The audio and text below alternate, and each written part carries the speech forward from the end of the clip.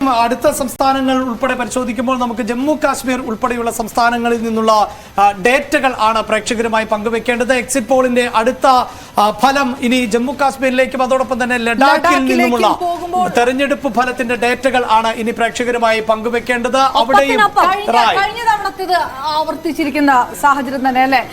India മുന്നണി 3, NDA 3 സഖ്യം മാറിയിട്ടുണ്ട് ഇത്തവണ. പക്ഷേ ഇവിടെ എടുത്തു പറയേണ്ടത് ഈ വോട്ടിംഗ് പാറ്റേണിൽ അല്ലെങ്കിൽ വോട്ടിംഗ് നിലയിൽ വലിയ മാറ്റം ഉണ്ടായിരുന്നു എന്നുള്ളതാണ്. കഴിഞ്ഞ തെരഞ്ഞെടുപ്പുകളിലൊക്കെ 10% അല്ലെങ്കിൽ അതിന് താഴെയൊക്കെ ആയിരുന്നുവെങ്കിൽ ഇത്തവണ വോട്ടർമാർ അധികമായി പോളിംഗ് ബൂത്തിലേക്ക് എത്തിയിരുന്നു. ഏതാണ്ട് 30% മുകളിൽ ഇത്തരം പ്രദേശങ്ങളിലൊക്കെ നമുക്കറിയാം. പൊതുവെ ഇന്ത്യയുടെ ചരിത്രം പരിശോധിച്ചാൽ ജമ്മു കാശ്മീർ ലഡാക്ക് എന്ന് നമുക്ക് സാങ്കേതികമായി സംസ്ഥാനം വിഭജിച്ചതിന് ശേഷമാണ് പറയാൻ സാധിക്കുന്നത് എങ്കിൽ പോലും ജമ്മു കാശ്മീരിൽ വോട്ടിംഗ് നില പലപ്പോഴും കുറവാണ് ഉണ്ടാകാറുള്ളത്. അതിൽ നിന്ന് വ്യത്യസ്തമായ ഒരു ചിത്രം ഇത്തവണ ഉണ്ടായിരുന്നു. വോട്ടിംഗ് നില വർദ്ധിച്ചിരുന്നു. എന്തായാലും ഇപ്പോൾ ജമ്മു കാശ്മീരിലെയും ലഡാക്കിലെയും ഫലം അടക്കം പുറത്തു വരുമ്പോഴുള്ള ഡേറ്റകൾ ആണ് പ്രേക്ഷകരുമായി പങ്കുവെച്ചുകൊണ്ടിരിക്കുന്നത്. അങ്ങനെ പൊതുവെ ഏറ്റവും മുന്നോട്ട് പോകുന്ന ഒരു സാഹചര്യം. ഈ ഘട്ടത്തിലും ഇഞ്ചോടിഞ്ച് പോരാട്ടങ്ങൾ നടക്കാം. ജമ്മു കാശ്മീരിന്റെ പ്രത്യേക പദവി അടക്കം എടുത്തു കളഞ്ഞ ഒരു സാഹചര്യം ഉണ്ട്. അതിനുശേഷം ഒരു നിയമസഭാ തെരഞ്ഞെടുപ്പിലേക്ക് അടക്കം പോകേണ്ട ഒരു രാഷ്ട്രീയ സാഹചര്യമുണ്ട്. അങ്ങനെ ഒരു ലിറ്റ്മസ് ടെസ്റ്റ് എന്ന് വേണമെങ്കിൽ നമുക്ക് പറയാവുന്ന സാഹചര്യമുണ്ട്. എന്തായാലും നമുക്ക് അതിഥികളിലേക്ക് വീണ്ടും പോകുമ്പോൾ കൂടുതൽ ഫലങ്ങൾ പുറത്തു വരുന്നു. കൃഷ്ണദാസ്, ഇവിടെ ഒരു ഇഞ്ചോടിഞ്ച് പോരാട്ടം നടക്കും എന്ന് പൊതുവെ വിലയിരുത്തപ്പെടുന്നുണ്ടോ? എന്താണ് താങ്കളുടെ ഒരു പ്രതീക്ഷ? പൊതുവെയുള്ള സംസ്ഥാനങ്ങളെ സംബന്ധിച്ചാണെങ്കിൽ അഭിലാഷ്, നമുക്ക് ഇപ്പൊ പുറത്തേക്ക് വരുന്ന ഇപ്പൊ ഞാൻ ഈ സമയത്ത് തന്നെ മറ്റ് സർവേ ഫലങ്ങൾ കൂടി പരിശോധിക്കുകയായിരുന്നു.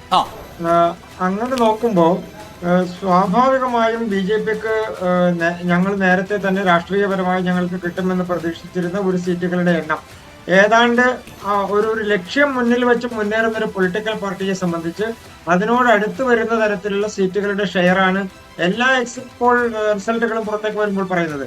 ഇപ്പൊ നിങ്ങളുടെ എക്സിറ്റ് പോൾ തന്നെ 305 സീറ്റ് എത്തുമ്പോഴത്തേക്കും BJPക്ക് 200-220 മേലെ കടന്നിരിക്കുന്നു അതിന്റെ റിസൾട്ട്.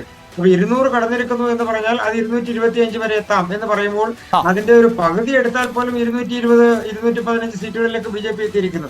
ഇനിയും കിടക്കാണ് നമ്മൾ ഏകദേശം 200-220 സീറ്റുകളുടെ റിസൾട്ട് പറയാൻ വേണ്ടിയിട്ട്. അപ്പൊ സ്വാഭാവികമായും BJP മുന്നോട്ട് വെച്ച ഒരു ലക്ഷ്യത്തിലേക്ക് അടുക്കാൻ കഴിയുന്ന ഒരു സീറ്റിന്റെ എണ്ണത്തിലേക്ക് അതിന്റെ റിസൾട്ടുകൾ വരുന്നു എന്നുള്ളതാണ്. ഇപ്പൊ ഇന്ത്യ മുന്നണിയെ സംബന്ധിച്ച് ഇന്നലെയും ഇന്നുമൊക്കെ ആയി ഇന്ത്യ മുന്നണിയുടെ പ്രധാനപ്പെട്ട നേതാക്കന്മാരായിട്ടുള്ള ശ്രീ രാഹുൽ ഗാന്ധി ആണെങ്കിലും ശ്രീ KC വേണുഗോപാൽ ആണെങ്കിലും അതുപോലെ തന്നെ മല്ലികാർജ്ജുൻ ഖാർഗെ ആണെങ്കിലും മറ്റ് അവരുടെ രാഷ്ട്രീയ നേതാക്കളാണെങ്കിലും അവരെല്ലാം പറയുന്നത് NDA സഖ്യത്തെ പരാജയപ്പെടുത്തിക്കൊണ്ട് ഇന്ത്യ മുന്നണി ഏകദേശം 250-300ഓളം സീറ്റുകൾ നേടി ഞങ്ങൾ അധികാരത്തിൽ വരാൻ വേണ്ടി പോകുന്നു എന്നതാണ്. അതിലൊരു വലിയൊരു രാഷ്ട്രീയ ദുഷ്ടലാക്കുണ്ട്. അതിന്റെ പ്രധാനപ്പെട്ട കാരണം സത്യത്തിൽ അവർക്കത് അവകാശപ്പെടുന്നതിൽ ഒരു തെറ്റും കാണേണ്ടതില്ല. അവരുടെ അസസ്മെന്റ് അവർക്ക് പറയുന്നതിൽ തെറ്റില്ല.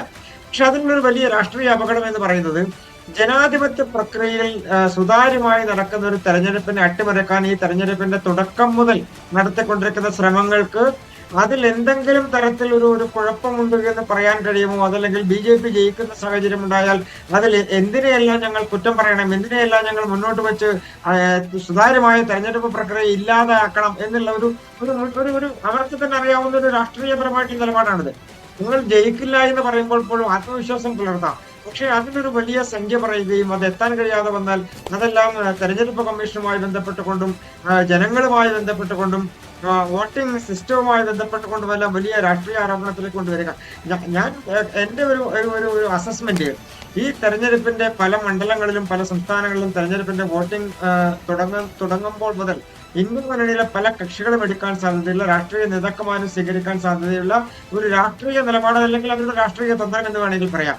അത് സ്വാഭാവികമായും ഇലക്ഷന്റെ വോട്ടിംഗ് പ്രോസസ്സിനെ തടസ്സപ്പെടുത്താൻ കഴിയുന്ന ഏതെങ്കിലും നിലപാടുകൾ സ്വീകരിക്കാൻ കഴിയുമോ എന്നുള്ളതാണ്. അത് കാത്തിരുന്ന് കാണേണ്ട ഒരു വിഷയം തന്നെയാണ്. പക്ഷെ അത് നമ്മൾ മുന്നിൽ കാണേണ്ടിയിരിക്കുന്നു എന്നുള്ളതാണ് അവരുടെ ഒരു പ്രഖ്യാപനം കൊണ്ട് കാണേണ്ടത്. റൈറ്റ്. എന്തായാലും അങ്ങനെ ഒരു വലിയ മുന്നേറ്റം തന്നെയാണല്ലോ നടക്കുന്നത് എന്ന ചോദ്യം BJP പാനലിൽ നിന്ന് ഉണ്ടാകുമ്പോൾ അവിടെ കോൺഗ്രസിന്റെ പ്രതിനിധിയോട് പോകുമ്പോൾ ശ്രീ റോണി തുടക്കത്തിൽ പറഞ്ഞു പോകുന്നത് 242 ആയിട്ടുണ്ട്. കേവല ഭൂരിപക്ഷത്തിലേക്ക് അടുത്തുകൊണ്ടിരിക്കുന്നു. 208 തൊട്ട് 242 വരെ എന്നുള്ള കണക്കുകൾ. അപ്പോഴും ഇന്ത്യ മുന്നണി 97 തൊട്ട് 126 വരെ. നമുക്ക് ഒഡീഷ ഉൾപ്പെടെയുള്ള സംസ്ഥാനങ്ങളിലേക്ക് പോകുന്നതിന് റോണിയുടെ പ്രതികരണം കൂടി ഉണ്ട്. ഈ ചർച്ചയിൽ പങ്കെടുക്കുമ്പോൾ എന്റെ ആത്മവിശ്വാസത്തിൽ ഒരു കുറവും വന്നിട്ടില്ല. ഞാനിപ്പോൾ ഉറച്ചു വിശ്വസിക്കുക. കാരണം ഈ BJP മുന്നണി കേവല ഭൂരിപക്ഷത്തിൽ എത്രയെന്ന് ഉറപ്പ് പറയാം. കാരണം ഞാൻ ഒരു കാര്യം കൃത്യമായി പറയാം. എന്നെ എക്സിറ്റ് പോളുമായി ബന്ധപ്പെട്ട് 2 തവണ എനിക്ക് ഫോൺ കോൾ വന്നു ഡൽഹിയിൽ നിന്നാണ്. ഇലക്ഷന് മുന്നേ ഒരു ഫോൺ കോൾ വന്നു. ഇംഗ്ലീഷിലാണ്. ഏത് പാർട്ടിക്കാണ് നിങ്ങൾ വോട്ട് ചെയ്യാൻ പോകുന്നത്? കോൺഗ്രസ് എങ്കിൽ 1 അമർത്തുക, BJP എങ്കിൽ 2 അമർത്തുക എന്ന് പറഞ്ഞു. ഇലക്ഷന് ശേഷം എനിക്ക് ഒരു കോൾ വന്നു, ഇതേപോലെ തന്നെ കോൾ. അപ്പോൾ അങ്ങനെ ഈ നഗര കേന്ദ്രീകൃതമായിട്ടാണ് ഈ പറഞ്ഞ എക്സിറ്റ് പോളുകളൊക്കെ നടക്കുന്നത്. ഗ്രാമങ്ങളിലാണ് ഇന്ത്യയുടെ 60-65% കിടക്കുന്നത്. ഈ പറഞ്ഞ സർവേ പ്രകാരം ഇപ്പോൾ തന്നെ ഞങ്ങൾ 120-130 സീറ്റിലേക്ക് ഞങ്ങളുടെ മുന്നിൽ വന്നിരിക്കുന്നു. BJP ഞാൻ ആദ്യം തൊട്ട് ഈ ചർച്ചയിൽ പറയുക, BJP കഴിഞ്ഞ തവണ 58-60-65% വോട്ടിന് ജയിച്ച പ്രദേശങ്ങളിൽ പോലും ഞങ്ങൾക്ക് കടന്നു കയറുവാനായിട്ട് ഈ സർവേയുടെ അടിസ്ഥാനത്തിൽ കഴിഞ്ഞിട്ടുണ്ട്. അത് കൃത്യമായ സൂചനയാണ്.